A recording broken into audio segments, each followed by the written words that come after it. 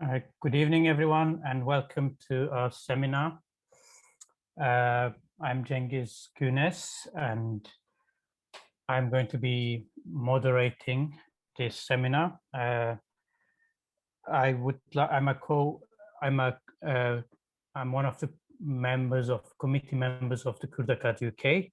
As you know, Kurd-Akad UK was established in November 2019, and our aim is to encourage scientific analysis of the issues affecting the Kurdish community, working towards the expansion of educational opportunities within the Kurdish community and increasing Kurds' educational achievements, supporting students and disadvantaged groups in Kurdistan, and finally working in conjunction with other Kurdish organizations in diaspora and in Kurdistan for the realization of the above aims.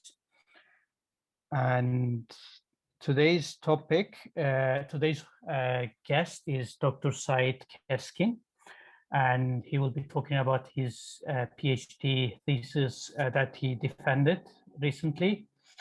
And the title is The Kurdistan National Liberation Movement, Paradigm Change and Transformation from National Liberation to Democratic Liberation. Firstly, welcome to our meeting, Sait, and thank you for accepting our invitation. Sait is also a member of Kurd-Akad UK and has been very supportive of Kurd-Akad UK from the beginning. So we are very happy that we are able to offer this platform. And I'm just going to briefly introduce Sait, Dr. Keskin, and let me just, so Dr. Sait Keskin was born in a village called Tutah in Dolbeyazıt in Agiri, Agri province in Bakuri, Kurdistan. And he, at the second year of his secondary education, he was imprisoned, and that meant he had to stop his education, and in order to escape the persecution he was experiencing, he had to leave Turkey, and he went to Rojhilat, Iranian Kurdistan, in April 1980, and he stayed there for a good few years until 99, when he was also in 99. By that time, he was also being persecuted in Iran as well.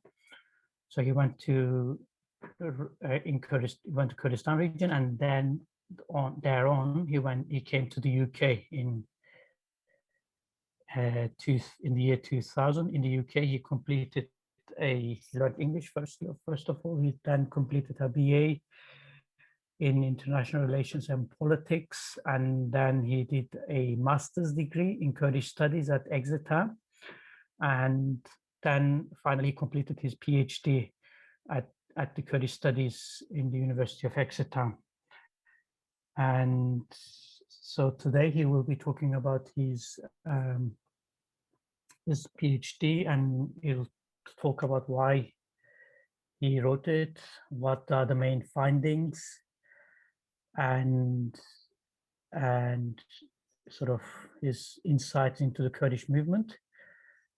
So personally, I'm really looking forward to this, because I also did my PhD and my research on a similar topic.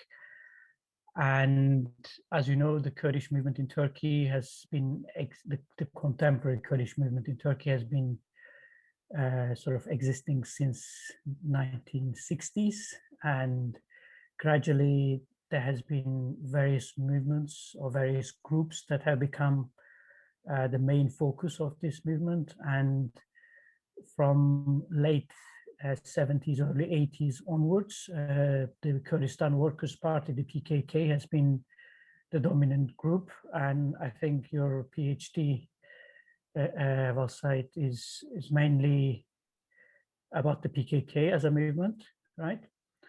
And how the PKK has transformed as a movement, as sort of in terms of its ideology and in terms of its discourse.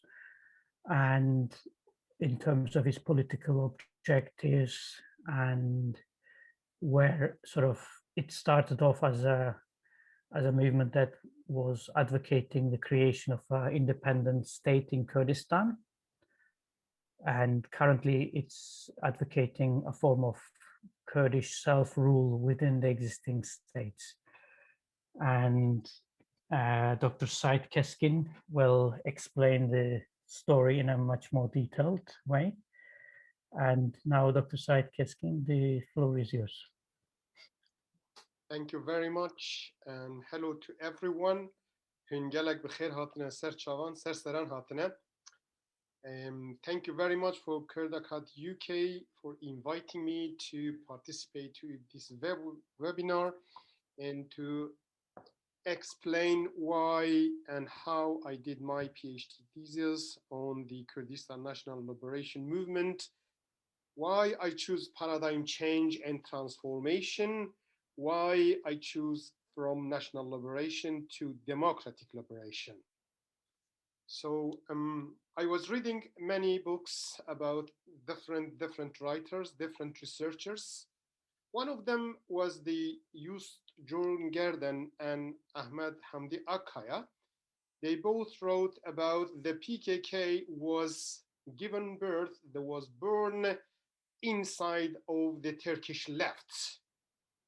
When I was doing my master's studies, then I decided to do research about the PKK, about the Kurdistan National Liberation Movement, why the transformation took place, why the PKK is such a big movement, such a expansions, and then had a organized, mobilized internationally in Europe, in diaspora, in Kurdistan's 4 parts, and in the main metropoles of Turkey, why it transformed its national strategy from national liberation to democratic liberation. Why?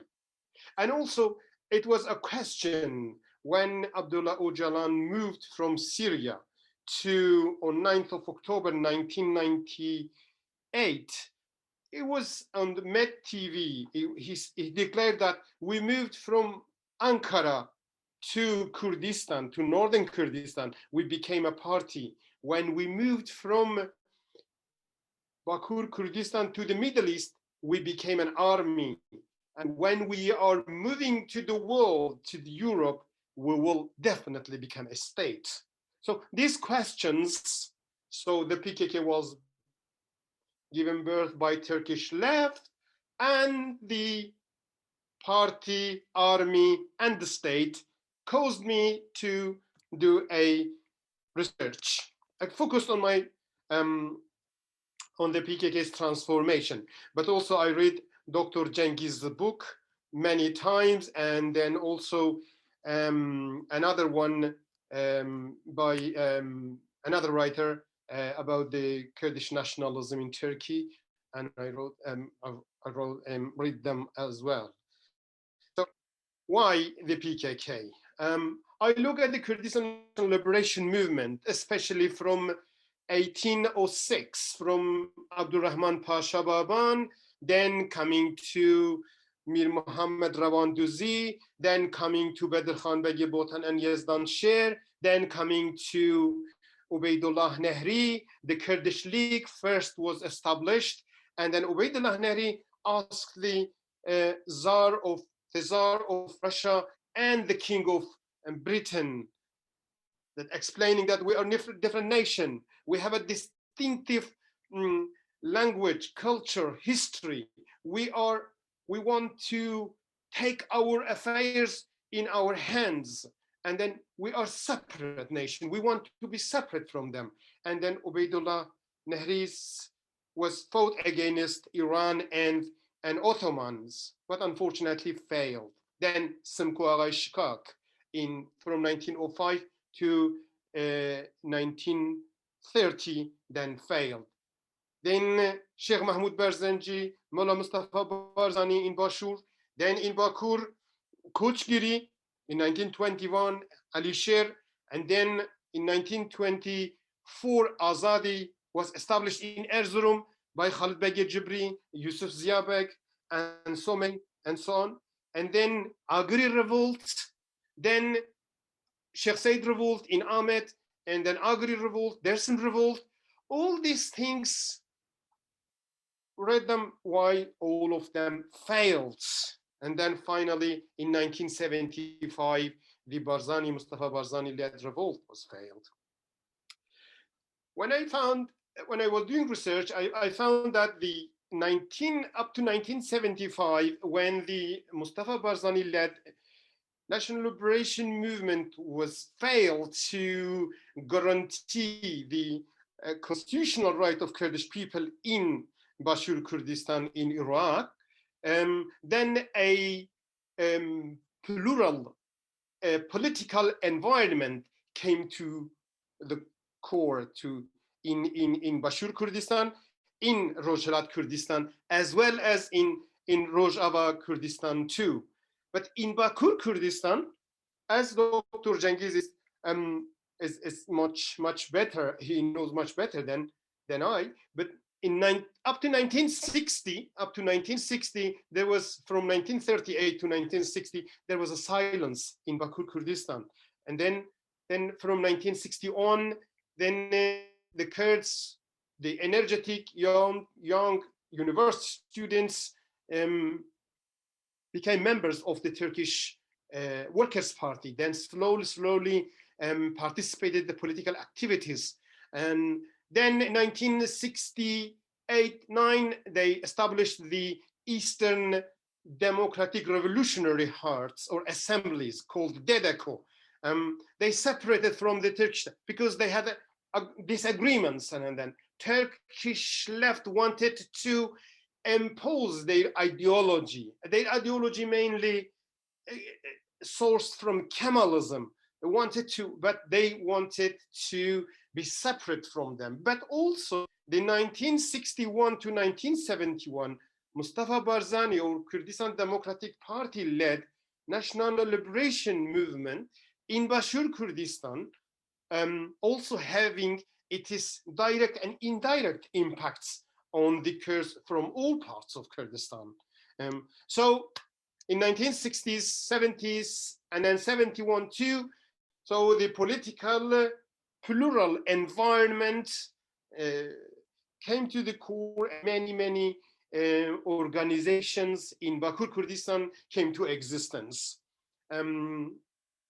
It's a long history. I'm not going to explain all in detail because it will be a very long webinar, but I don't want to waste your time as well. I would like to concentrate on how the PKK came to existence. So most of the Kurdish political organization in Bakur Kurdistan, they wanted independence for Kurdistan, for united, democratic, and independent Kurdistan. So the PKK was one of them. At that time, Ismail Beşikçi, a Turkish sociologist, was in prison, and he mentions that most of the Kurdish political organizations, they wanted independence for a united and a democratic and independent Kurdistan. However, nobody were available to choose the exact mode of the struggle.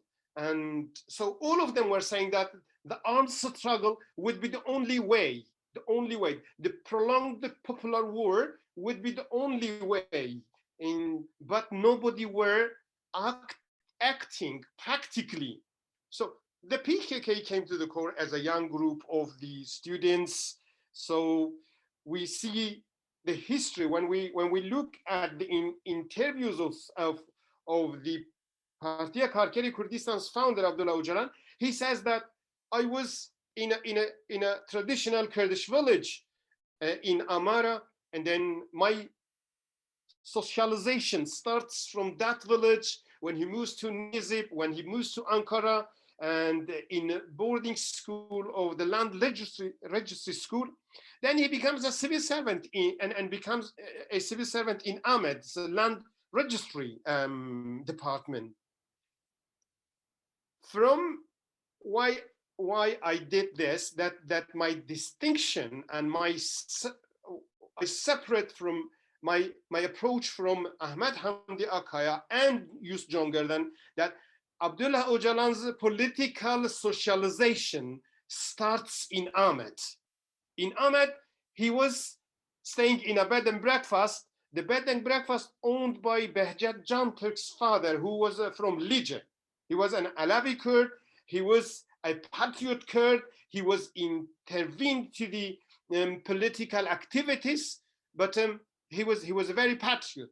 And Öcalan have relations with them. Then he was in the city, he was in the tea houses and hearing that people were talking about what's happening in Bashir Kurdistan.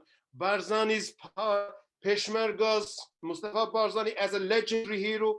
And then he also is in his interviews mentioned that when he was reading in Tercüman newspaper that Hulusi Turgut was writing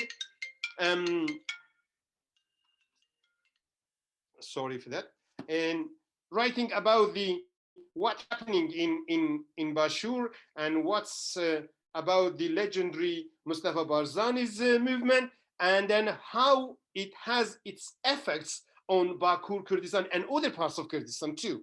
So his political socialization starts from there. Then when he moves to Istanbul, and in Istanbul, he becomes a member of DEDECO. And in DEDECO, there was three prominent members, Yusuf Serhat Bucak, and Şerafettin Kaya, and Musa Anter, Ape Musa. Three of them were then when Öcalan wants to give a seminar. In the seminar, he expressed that Kurdistan is a colony, that colony should be liberated. In order to liberate this colony, we need a prolonged popular war, like Vietnam style. A party should be established, and a guerrilla army should be established, and also a popular front should be established in order to liberate Kurdistan and unite its different four parts. Then it takes time and then moves to Ankara, and then it involved in the politics. Sorry.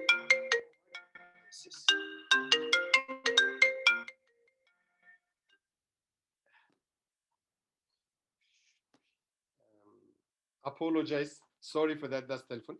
Then he moves to Ankara, and then in Ankara, it involves in the students' union. In the students' union, he studies political science in Ankara University. Then he organizes his first national liberation movement's basic organization.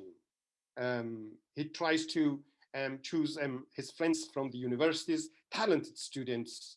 And then his first attempt was not successful.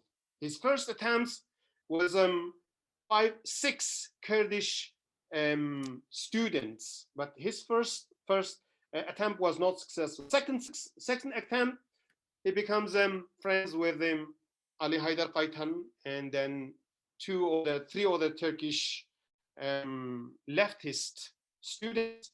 Then this movement starts flourishing when they bringing new members of Mazlum Doğan and Hayri Durmuş, and so on, so many.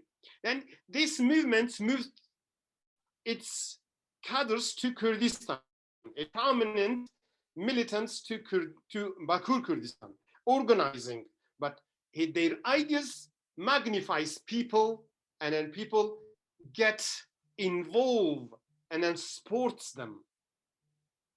So the PKK become a very prominent, and then it moves to Ahmed, and in Ahmed, and then establish a political party, but illegal political party. That illegal political party, the Turkish state is not staying silent, trying to bring different fightings between leftist organizations and the PKK, and Kurdish leftist organizations with the PKK.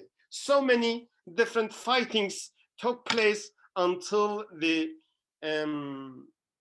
the 1980 coup took place, and before that coup, Abdullah Öcalan was already in Syria. He was organizing the guerrilla army. The first groups of the first units of guerrilla army were educated, trained Palestinian organizations, and sent back to Kurdistan. When the guerrilla leaders, 3 of them were ambushed, and Kemal Pir was arrested with Mehmet Can Yüce, and then Agit was freed, and then he escaped, and then he became the legendary guerrilla commander. So from then, the PKK became a permanent. The idea was established by the PKK an independent, united, and democratic. So to establish a Kurdish nation state. In the first manifesto, the PKK explained that any people in the long historical up to our modern times have established a state, they saved their continuation. They moved to another stage. But whoever couldn't establish a state, and they were like Aztecs and Incas, or most of southern, like Armenians, they lost their territories, and even they faced genocides. So this was the one of the main principles at that time, because at that time they were defining the era as the era of national liberation era and the and socialist revolutions, because of the bipolar world, Soviet socialist system, and then the imperialist system. So the PKK was making its ideological foundation from Marxism, Leninism, and counting itself in the socialist camp. However, at that time, Turkish Communist Party was in Moscow, and Moscow was not supporting, and then so in the radio, in the Turkish Communist Party radio, they were talking against the PKK. So at that time, even Soviet Union was not supporting that idea. So the PKK, the ideology of the PKK, the organization of the PKK magnified hundreds of thousands of Kurdish young, educated university students, as well as patriots in Bakur, Kurdistan. A guerrilla army was organized, a popular front was organized. Guerrilla army 1984 started guerrilla war declared guerrilla war against Turkish state, and the called ARGK, Kurdistan National Liberation Army, and then Erneke 1985 was declared the Kurdistan National Liberation Front, and so all this paradigm was set on the liberation, national liberation of Kurdistan. All the strategic fundamental principles based on the creating a Kurdistan nation state, a nation state for Kurdish people, or Kurdistan nation state, whatever we call it. But the aim was national liberation from the yoke of the Turkish, Persian, Iraqi, and Syrian colonialism. Socialist system came to so this is first of my thesis and formation. The PKK formed during the bipolar era, during when the Kurdistan National Liberation Movement failed in Bashur Kurdistan. A pluralist political environment came to the core, and then different factions of the Kurdish political movement came to existence. And the PKK became a prominent organization At that time, the socialist system collapsed. When the socialist system was, the signs of collapse of socialist system was started from the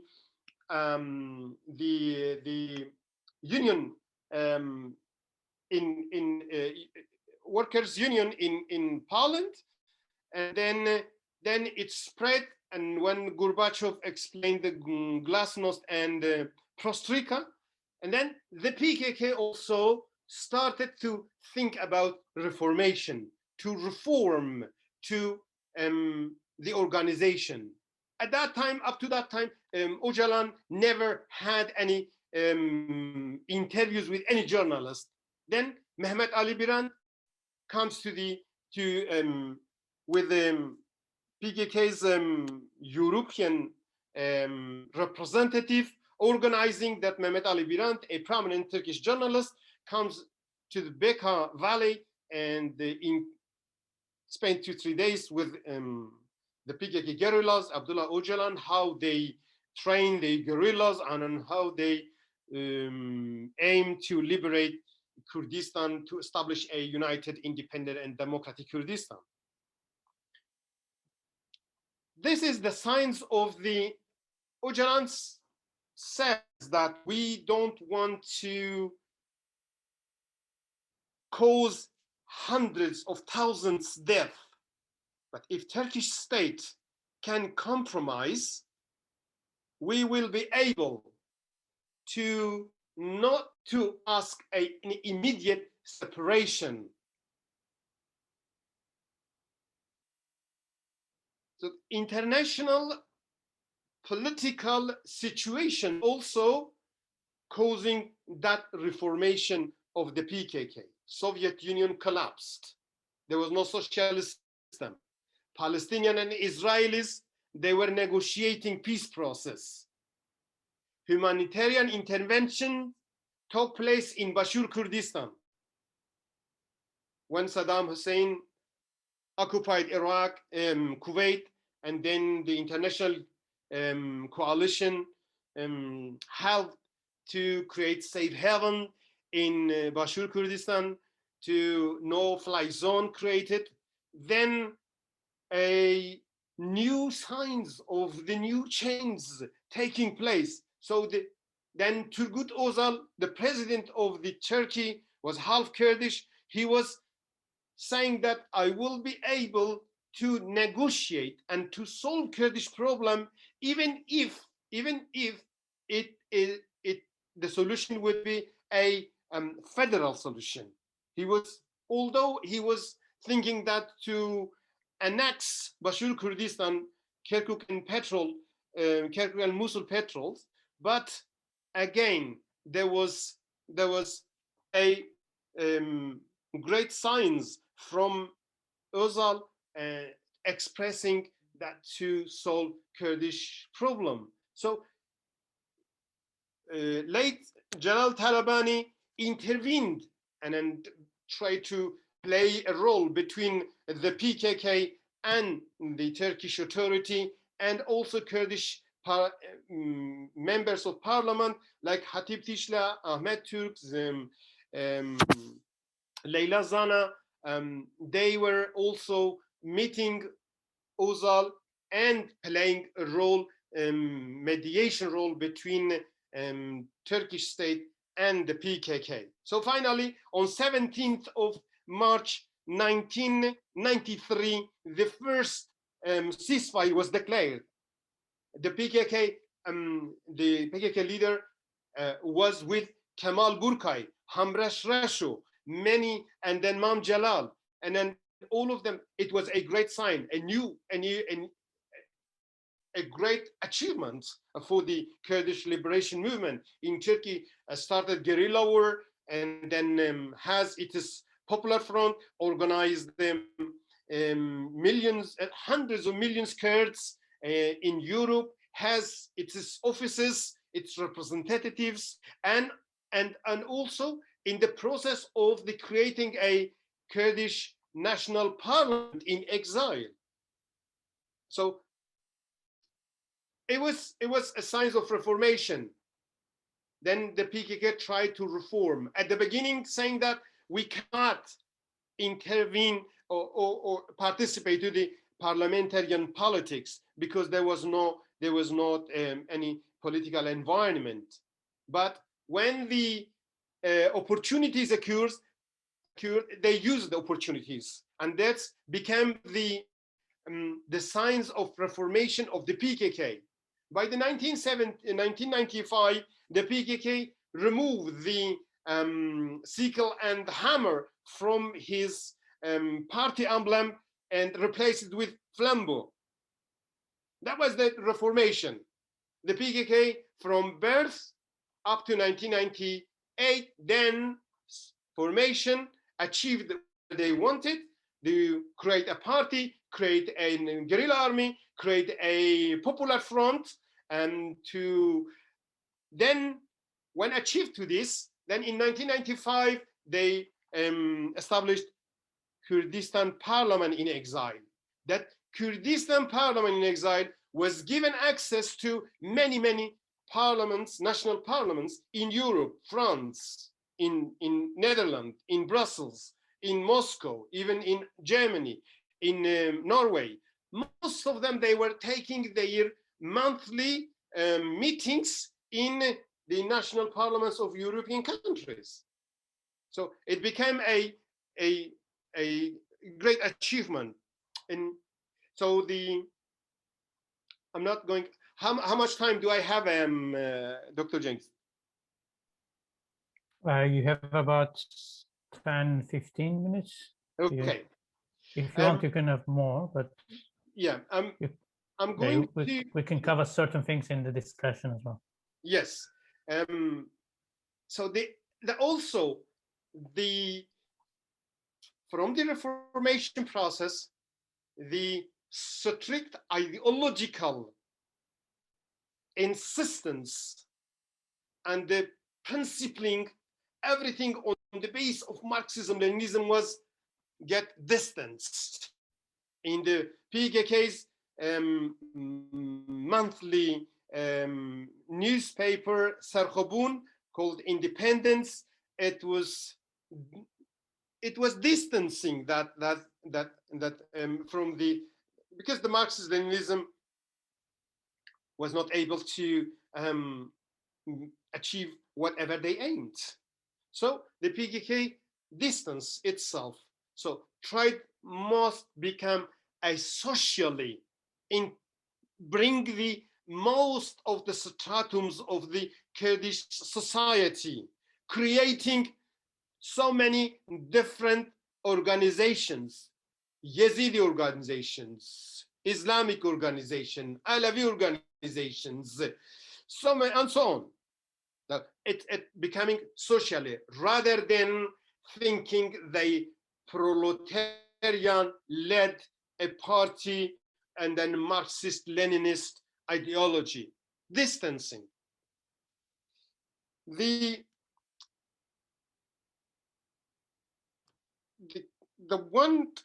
point of the 1st September 1988, when the PKK announced its third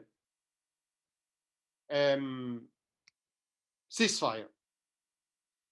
The third ceasefire was offered by a representative of Turkish army, informing the PKK representative in Europe. And then if the PKK declared a ceasefire, then the Turkish state and Turkish army will support some constitutional rights for Kurdish people. But unfortunately, it was a plot. And that plot was not seen earlier. And also Turkish state was playing game. People such as Yalçın Küçük, a prominent professor of Ankara University, he was in fact, he was the representative of Turkish army, but he was playing game. He was covered, and then he caused so many threats to the Kurdistan National Liberation Movement. So the PKK came to that core, and then when the Turkish army has threatened Syria, and then the Syria in Hosni Mubarak, the president of Egypt, has agreed with the Hafez Assad, and then they offered Öcalan to move from Syria. Although the Greece Parliament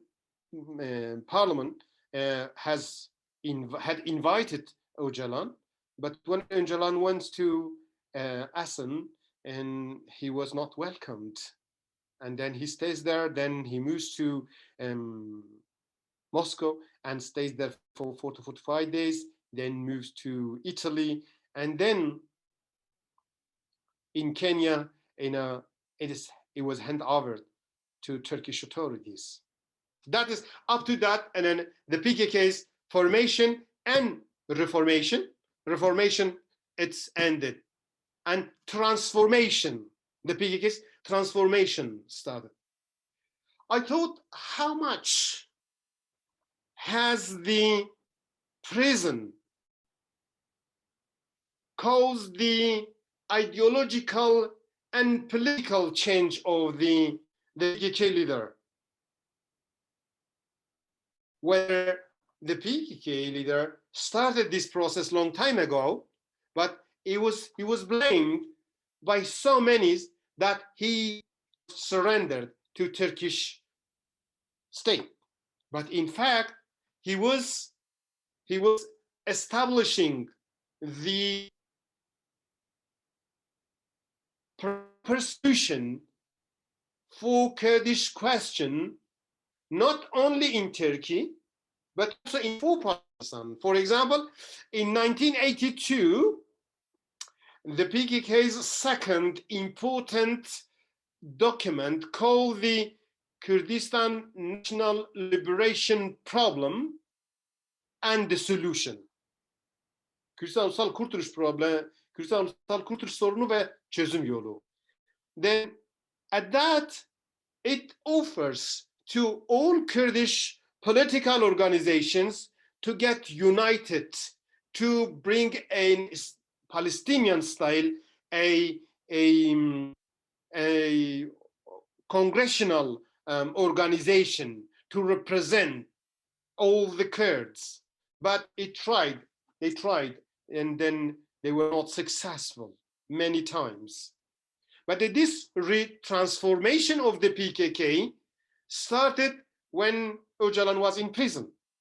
In prison, after 10 days, he met his lawyers. When first lawyer, Ahmet Zeki Okçuoğlu with Hatice, and then slowly the other lawyers, they met Öcalan, and then Öcalan started to declare that he doesn't want the conflict continues. He doesn't want to come down. He wanted to guerrillas to come down, his movement to come down, and try to launch to a peace process, to work for the peace. But as we know, that Turkish state is not that state to accept a peace, a real peace, or it doesn't accept any existence of acceptant Turks, and only the best solution for Turks is to be a Turk, to deny your existence, your being. That is the problem. And if the ideas were represented by the PKK in any other European countries or any other places in the world, they could have been achieved long time ago to a peace process, to a peaceful solution. But Turkish state, so therefore the PKK started to change the PKK's name to, firstly, they changed the MNK, the Kurdistan Popular Front, Kurdistan National Liberation Fronts, and Kurdistan Parliament in Exile. They combined both of them in Kurdistan National Congress. And they changed the guerrilla ARGK, Kurdistan National Liberation Army's name, to HPG, People's Defense Forces. And they changed finally the PKK's name to the Kongra Azadiya Demokrasiya Kurdistan, Kurdistan Freedom and Democratic Congress. Then they changed to Kongragel, and then on the 1st of June 9, 2004, again, they replaced the name of the PKK, but they left the Kongragel stay as a parliament. So this is the transformation. The transformation of the PKK, Öcalan says in its first court defense called Democratic Solution for Kurdish Problem, Kurdish question. He gives examples like the United Kingdom. If Turkey accepts, we will be able to accept like a solution like United Kingdom, England, Scotland, Wales, and Northern Ireland. Or even the best solution will be cantonal system, as similar to Switzerland. He gives example. He says that I have a book called The Democratic Civilization, called written by an American academic called Leslie Lipson, and he mentions that the democratic cantonal system of federations in Switzerland. He says that 74% of the population of Switzerland are Germans. 20% are French, 4% are Italians, and 1% is Romansh. But Romansh language is 1%, and German language is 74%, but 4 languages are official languages. Romansh language get taught in everywhere in Switzerland, as well as Italian, French, and German language. So he says that a solution like cantonal system of Switzerland would be possible in Turkey when Turkey becomes a member of the EU. So the transformation of the PKK, they changed the Kurdistan National Liberations terminology, stopped using this, then the Kurdistan Freedom Movement. And then they declared officially, we don't want a state. We want to democratize, educate the society, a democratic society. Instead of the national liberation, freedom. They choose a freedom. Then they concentrated in the transformation process on municipalism. So they says that's a person. I haven't read anything about what Öcalan has given his solicitors about Murray Bookchin, but I have read about Leslie Lipson and the Democratic Civilizations book. But Murray Bookchin's books, and then I didn't. Mostly I look at all the books, but in Murray Bookchin's ideology that municipalism or democratic confederalism, the PKK based the definition of nation as a democratic nation. So based on democratization and democratic citizenship, rather than as a traditional definition of nation is when you have the same language, the same history, the same geography, and the same psychological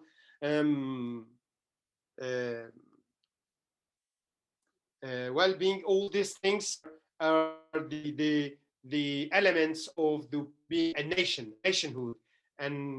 But democratic nation, it's different. So according to the new democratic confederalism, so the democratic autonomy can be achieved in Turkey, but we wanted Turkey to be 25 different regions, and in these 25 regions, a democratic autonomy was not based on the region, like geographical borders, not geographical, but political. So democratic autonomy, democratic confederalism, democratic nation, and democratizing the republic was the main principles of the transformation. So because of that, and they participated in national and local elections and gained hundreds of the mayors and thousands of councillors, and then the final achievement of this process was gaining 80 MPs in the Turkish parliament. So the outcome of transformation, why I say that we need, or the PKK could consider a retransformation. Transformation has results of Ahmed Sur region and Shirnak were raised. Nusaybin, Jizre, Khazar, and Gever raised. 14 towns and 2 cities were almost destroyed by the Turkish army. And this was the problem of the Turkish side. When we look at the similar problems around the world, Palestinian Israelis, they come to negotiations. Or Nelson Mandela and Dick, an apartheid representative or president, come to negotiate and reach to a solution. Or Moro Islamic movement and the Philippines, they coming to a solution. Or Northern Ireland, Sinn Féin and the UK, for 100 years, they coming to a solution. But when you look at the Turkish state, the mentality, the establishment, the principles of their founding, and not giving any. At the moment now, in Bakur, Kurdistan, there is silence. They don't mention anything about the rights or national rights of Kurdish people. So because of they're saying that politics and then political freedom, so the HDP can do. So I achieved to that conclusion. If a nation become a democratic nation, if confederalism become a democratic confederalism, a republic can be a democratic republic, why not a state can be a democratic state? A democratic of Kurdish people, a democratic state of Kurdistan. So how the PKK has been formed, transformed, and then can be transformed. Talking about this or criticizing this, it wouldn't be a big sin. It should be opening up such a great movement, the only guerrilla movement in the world, and resisting against the second army of the NATO for many years. As finally, Henry Kissinger says, the achievement, the success of a guerrilla army against a state's army not to be destroyed, to fight and resist. That is the success. The failure of a state when they cannot destroy the guerrilla army. So in this point, the great achievement can be achieved. I believe if transformation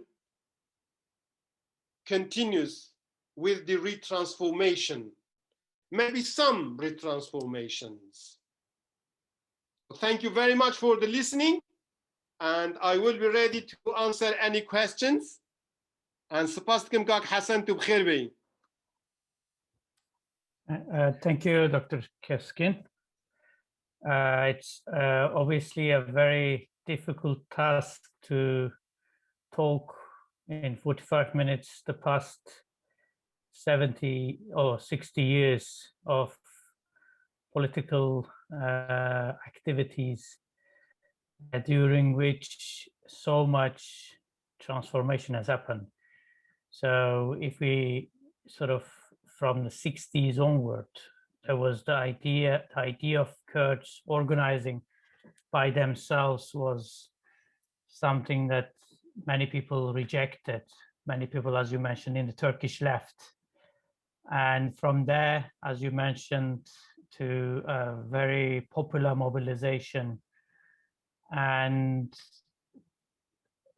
various regional, but also international transformations and how that impacted on the Kurdish movement. So we're talking about regional level developments affecting the Kurdish movement. We're talking about domestic developments in Turkey, but also in Iraq. We're talking about, again, domestic, but sort of negative domestic developments in the past 5-6 years with Erdogan's increasing authoritarian rule and how that affected the Kurdish movement. So it's a lot, and I think you've done a great job to summarize it. I have a question. I didn't quite understand your point about the mention you made about Ahmet Hamdi Akkaya and Yusuf Garden. So basically, obviously, the Kurdish movement did exist in Turkey before the PKK. But what happened in the 60s was that, in the late 60s, early 70s, was that the Kurds' contact with the left in Turkey enabled them to gain sort of or appropriate the discourse of the left, or the Marxist-Leninist discourse, as you mentioned. And they used that to interpret the Kurdish question in light of that discourse. And that changed the debate from before it was about inequality, regional inequality, underdevelopment in Kurdistan. Then it became about colonialism and national liberation. And that process happened because of Kurds' involvement in the left. It's not, as you mentioned, it's not just the PKK, it's with other groups who are also saying it. So, but you're saying that is not very sort of correct, or that something else needs to be explained? What was the point about that? No, my point is, the PKK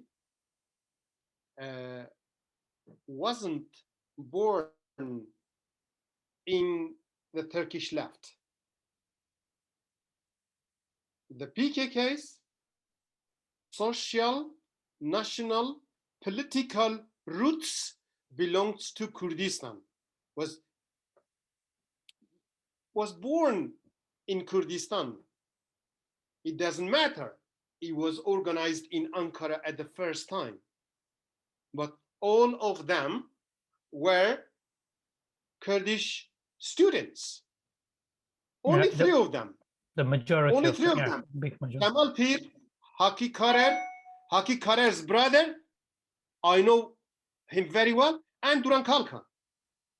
So because of the 4 loyal friends of Öcalan, we cannot define the PKK as a faction of Turkish left. Yeah, I'm not sure. It was a while ago I read it, but I think what they were talking about, not that the people who made up the PKK were Turkish, but in terms of the ideas and the discourse that the initial discourses. But you're right that most of the early members were PKK were Kurds, and places like Dersim and Bingöl, obviously Dersim, Bingöl, Maraş. Yeah. Dersim, Bingöl, Maraş. First Alevi Kurds, and then supporting all the PKK, and then all of them. Most of them. You see them, for example, and the first organization, it's going to Pazarcık, going to Elbistan, going to Maraş, going to Dersim, going to Antep. The first group spread there. And then because of the, as you know, that tradition of these areas, and then they accepting and that ideas, and then they were welcomed.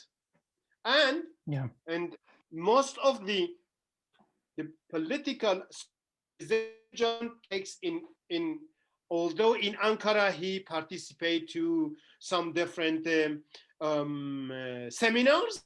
Necip Fazıl Kısakürek's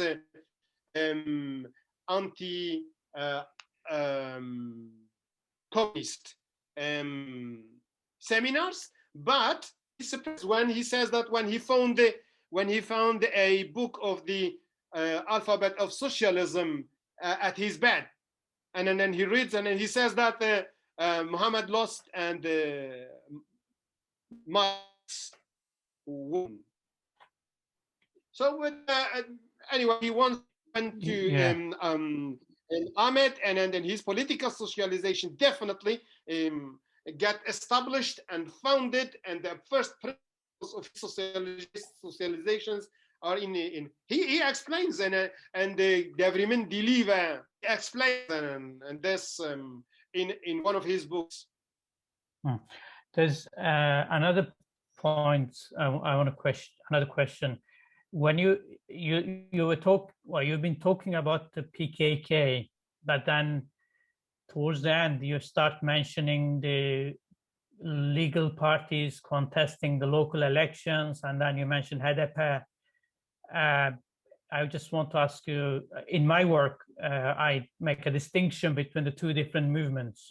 I think obviously there are connections that, some connections that we don't see, some connections in the sense that 2 members of the same family, one would be in the PKK, another one would be in the legal party.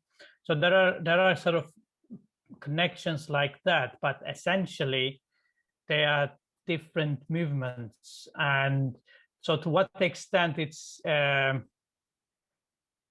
correct to treat them as one or as same, or no, they are not one, but I'm not treating them as one.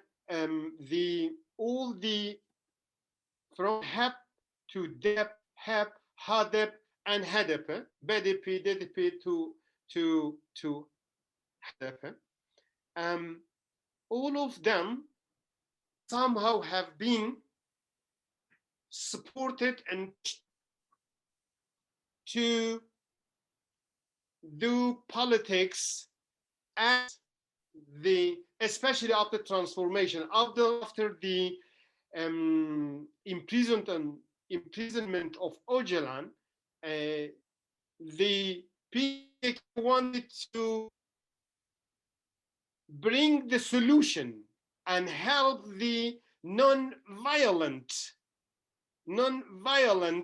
mode of struggle through these political parties, to support them.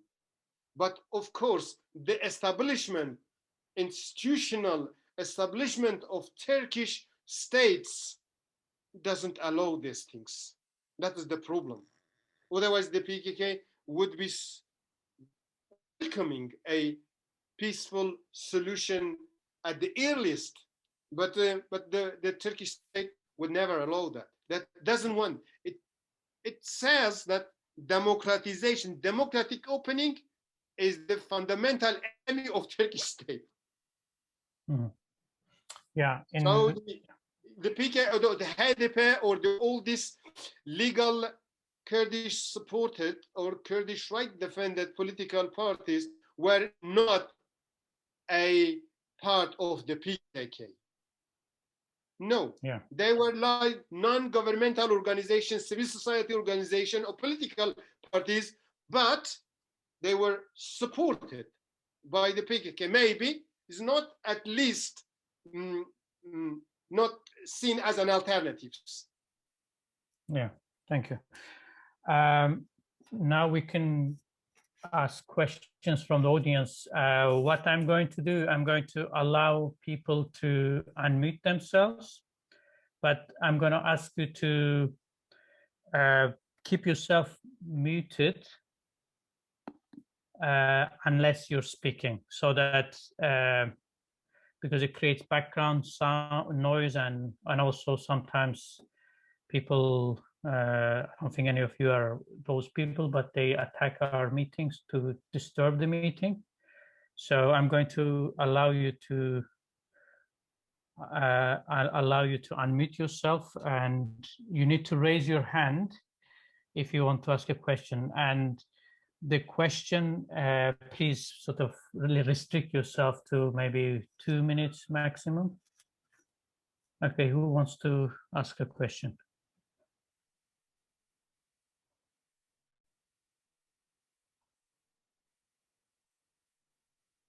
Anyone? Or you can write your question in the chat and I will read the question. Okay, I can ask you another question, Sait. And you've mentioned, yeah. Okay, let me ask this and then we'll go to Kek Mustafa. Yeah. You're kind of expecting a new transformation after the fact that Turkish state has become very aggressive towards Kurds, and you think what you think it will change? Oh, did you miss some of what I said? No, because there was like a misconnection. And okay, so I was going to ask. Yeah, I was asking, are you expecting a new transformation in the PKK's political objectives in future, given that Turkish state has been very aggressive against any Kurdish demands, and as you mentioned, the democratic demands of Kurds are continuously being repressed. So that will, do you think, create a new transformation in the PKK? I'm expecting that the need and the era, the time, the spirit of the time, and needs some changes. The PKK has always evolved and changed through progress, through the change and evolution. So it's when the state, even if the authoritarian regime of Erdogan collapses, the Kemal Kılıçdaroğlu will replace, and even they would be much more harsh because they were the principal holder of Kemalism. They are not going to, they don't see that the fundamental indoctrination of the Turkish nation is there is not existence of Kurdish nation. That is the problem.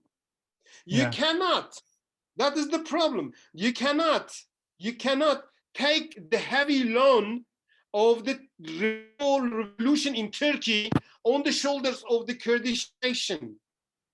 That the PKK must another point, since the PKK has distance itself from national liberation, who is owning the national liberation independence, the KDP, and getting support from the Bakur's political parties. So there is a change needed. There is a retransformation needed. Yeah, there's a possibility, you say. Okay. A possibility, yes. Yeah. There is Thank a possibility. You. Yeah. Mustafa Hamo, you can unmute yourself and please ask a question. And if your video is not on, please put it on as well. I'm yeah, muted okay, myself. please. Okay. Thank you, Kak Said, and thank you, Kak Gunes. About the involvement of PKK, this involvement is the result of logical reading of the political situation which is changing in the Middle East, and a genuine result of a genuine debate within the party to bring about a new change and new approaches to different issues, or is it a product of a single man thinking alone? Another question: when the FDP or the Kurdish movement asks for peace and a new opening in Turkey and taking part in political activism in the parliament or in Shah. In 2015, when the Handaks and all different cities in Turkey, where then the Turkish army moved in and destroyed big cities, this is also a warning to the Turkish state, not Erdogan, to the Turkish state, that all this calls for peace are not genuine, are not real, because this is some sort of opportunistic approach. When they don't feel strong, they can go their way. And this also, even pro-Kurdish personalities or movement in Europe were, a bit puzzled by this movement. Until now, we don't have a real assessment of what happened, why it happened. And this movement, if we repeat the same way, we can more make mistakes and nobody bears the responsibility. Okay? The change among the PKK, as Öcalan, as the founding father of the PKK, until he's in life, I think the PKK will give him a special status. But on the other hand, the PKK has become a system, a very huge organization. It has hundreds of thousands people like Öcalan at the moment.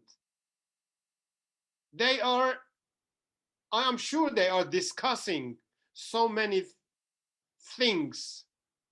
You are right about the answer of the Turkish state, the destructions of 16 cities and towns of Bakuri Kurdistan, and raised 140 people just were burned in one basement in Jizra.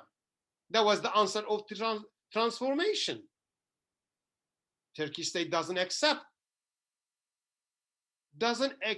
any political, democratic, legal solution.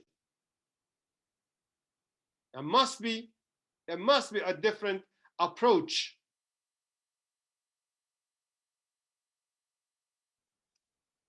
Spas Kak Mustafa. Thank you. Any other question? And I'd like to remind you that you can write your question in the chat box, and I will read it out. So if that is easier. Cengiz, can I have a go? Yeah, go ahead. Kak Said, thank you very much for the very informative talk. I'd like to raise a question for the very hot topic the situation in Bashir Kurdistan as we speak. What do you think? Why has this blockage came about now, and what is the way out? I would like to take your take on shortly on this, please. Thank you. Sorry, you mean the tensions between the PKK and the KDP? Yeah. And then okay, thank you. Unfortunately, this is a national problem of Kurdistan. In 1964, one prominent member of the KDP, Ibrahim Ahmed and Jalal Talabani, in Mawat, in Suleimania, they were forced by Mullah Mustafa Barzani to move to Iran because they were intellectuals, they were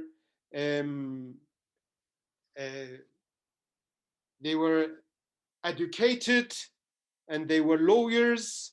They knew political situation, analyzing. Unfortunately, Kurdish unity didn't take place in Bashur. Their fight, I remember in 1978 when I was at the first year of my secondary education.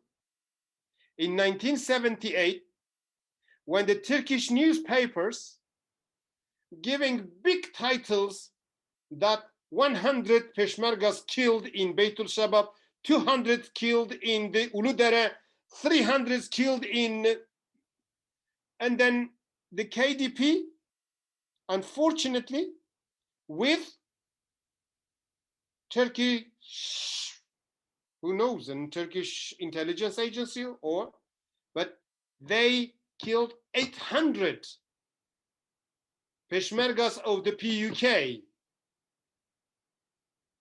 were initially wanted to move from Hakkari to Syria, bring some weapons, only 3 years after the collapse of the National Liberation Movement in Bashur. It was in Rojhelat, the Kurdistan Democratic Party led by Kak Masoud was supporting Iran pastors, and they cleaned up all the Kurdistan Democratic Party of Iran and Komala's Peshmergas from Salmas to Meriwan, cleaned up everywhere. And now it is since 1983, unfortunately, this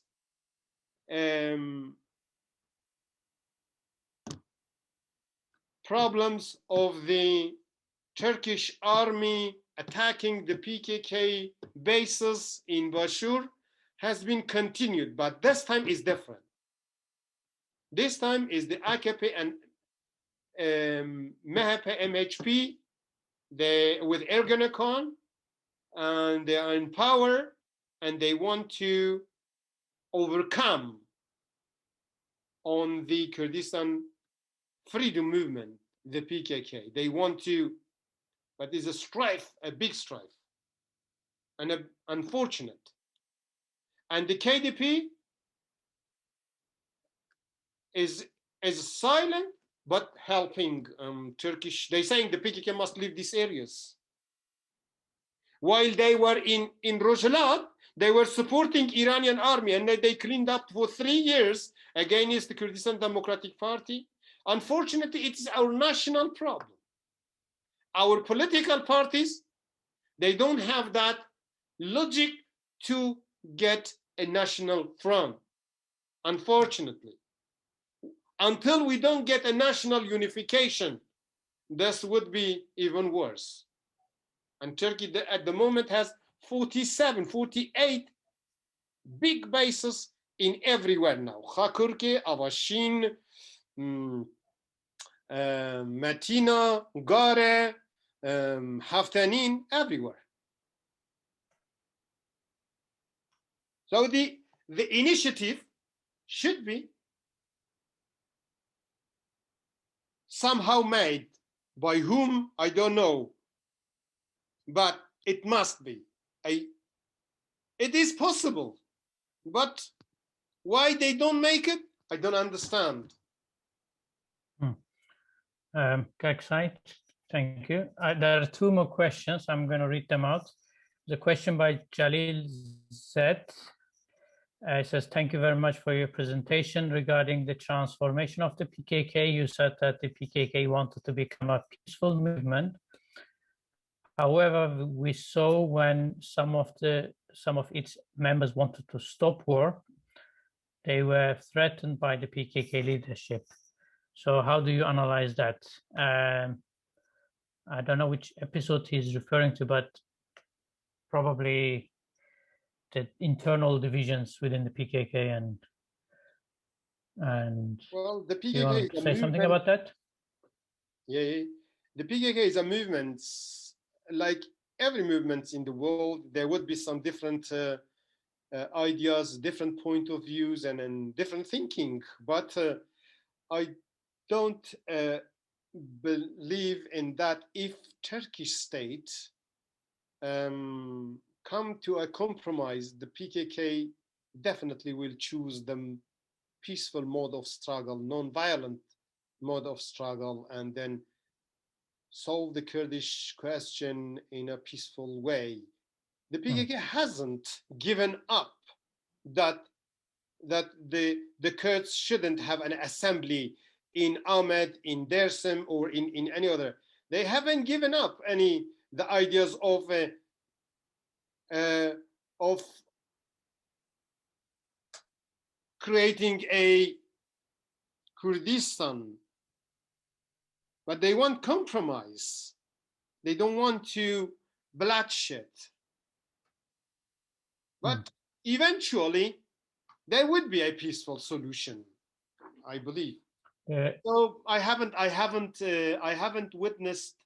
I follow the developments and events happening daily, but which member of the PKK has stopped the PKK or to okay. Jalil, if you can be more specific with your question and write something else, I will read it in a minute. But before that, I want to ask another question from Shko Rasul. He also thanks you, Sait, and he says he has a quick question. Is campaigning to delist the organization as a terrorist organization a lost cause, as many of the NATO countries are the biggest arms sellers to Turkey anyway, and it would be against their financial interests? Yes, that's the. So the idea of delisting the PKK, and because every NATO country is an ally of Turkey, and they would not want that to happen because it will be they will lose their arms sales and all that. Yeah, that's you have it's very it's double standard policies of the European countries, and then, for example, the Switzerland hasn't put the PKK in the terrorist list, hasn't delisted the PKK as a terrorist organization, and then so many countries in the world has not. But this, because of the sake of Turkish state, because of the member of the NATO, that's why they put the PKK in the list of. But eventually, as we saw that the Kurdistan Democratic Party and the PUK were in the terrorist list of the United States of America until recently. Even for 15 years, they supported the Kurdistan regional government, but the KDP and the PUK's representatives were in the Washington, but they were in the list of terrorist list. Yeah. Eventually, the PUK will be removed. Yeah, it's as you mentioned, it took 15 years for the PUK and KDP to be removed. So it's a process that is quite delicate and complex. And even if you know, it's also once an organization is on that list, is very difficult. And as you mentioned, the reason the PKK is in that list is because of the Turkish state's lobbying and alliances with the Western countries. And let me just talk. Jalil has said that. So Jalil's question is referring to Kan Yilmaz and his 2002.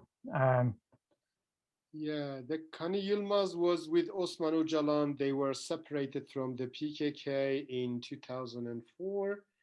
And so most of them, and the PKK also has stopped them. And maybe some factions of the PKK did some things, but I believe that from a long time ago, the PKK has stopped them, and that anybody who has defected from the PKK doesn't touch them, and they are free whatever they do. Yeah. We have a question from Osman, but Osman, you need to turn your video on. Yes. If you can, please. Yes. Okay, Tony, Bashi. I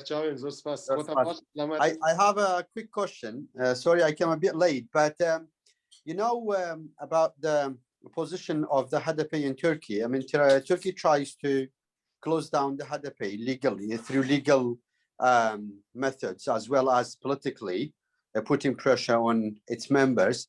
But there are some discussions around whether the KDP is trying to influence some members within the HDP in order to take control of the HDP. So either through money or through any other means, for example, those who have sympathized with the KDP. Do you have any information, or maybe you can more give? Because I for the last months I saw some very strange tweets from the HDP about their position towards Barzani and to the KDP. So I'll really appreciate if you have any comments on that. Thank you. Thank you. As you know, the HDP is an umbrella organization. It's not consisted of one specific organizations. It's a multi-ethnicity, multi-religious, and multi-gendered, like women's, Arabs, Turks, Kurds, so many different, and the people who support the KDP, people who support the PUK, people who support Islamists, people who support the different factions in the HDP. So the HDP is not a united around one single idea or one single element. It is a combined. It's given a picture of Turkey, how Turkey has been consist of different nationalities, different ethnic groups, different religious existences. The HDP is symbolizing this. It would be normal if someone shows their sympathy to the KDP or somebody else, or vice versa. But also, we need, I believe we need as a Kurdish people, Kurdish academics, Kurdish specialists, we must bring all the different factions into one front, a national front. We must do. Although it seems it is impossible, but it can be possible. Nothing is impossible. It can be done. I have a hope. Thank you. Yeah, it's certainly not a homogeneous party. Yes. There are, I think, in the last local elections, various small Kurdish political parties, some of which are linked or kind of close to the KDP. Yes. They were also part of a kind of a Kurdistani electoral list. Yes. So some sort of conservative religious groups are also, so they kind of combine with the HDP, even though they are different political parties. And just something briefly about around 90% of the people who vote for the HDP are either Kurds or Zaza. I mean, they identify themselves as either Kurds or Zaza. So, but as you said, there are various different groups, socialist, feminist, other minority groups within the HDP. And yeah, okay, thank you for that. And any other question? But yeah, do you want to say something else, Sait? Then we finally, can end. I just would like to thank to everyone for listening, for your patience, and I hope we will get united one day, and then if not, at least have our own environment. Yeah, independent environment, at least. Yeah. Thank you so much for your time and your effort, and for supporting Kurd-Akad UK and for presenting your work. Okay, thank you very much, everyone, and thank you for joining us, and thank you, Sait, again for informed and informative talk. Thank you. Thank you. Sachava Rojbash.